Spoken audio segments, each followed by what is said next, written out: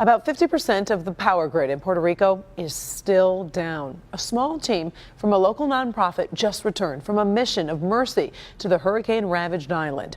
Today, our Paula Tutman shows one solution that comes from the humble hands of the homeless and the developmentally disabled right here in Metro Detroit. So this is just one of the tiny homes in the tiny home community of Detroit for Cass Community Services. It's about 300 square feet, but it is an absolute mansion to someone who's formerly homeless or low income. So here's a question for you. How did this tiny home help 50 people in Puerto Rico? They're small, very efficient homes that make homeless people not homeless anymore. But there was one dilemma.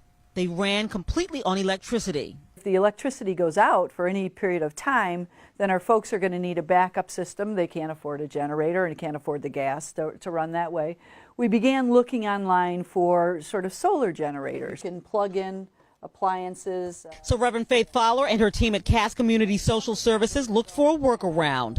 Light bulb moment. And then Maria hit Puerto Rico, and we thought we should share this. So the people of Cass, formerly homeless people, some homeless, volunteers, the developmentally disabled, they actually put together solar panels in the boardroom. Very rudimentary. Primitive system, but it worked. Yes, they are going to help us a lot. She's just back from that trip. It's senseless suffering. That's the thing. You get it after a hurricane or a tornado or an earthquake or a fire, that there's going to be suffering. But to have it prolonged when it doesn't need to be, that's just so wrong. We're better than that. Our country's better than that.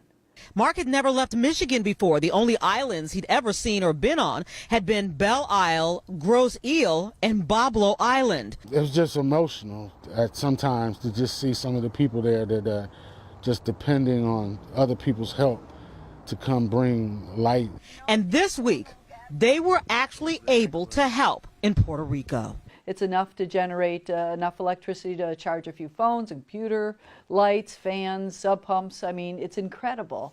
You know, it really is just proof positive that even a tiny home and a small idea can help in an absolutely mammoth way.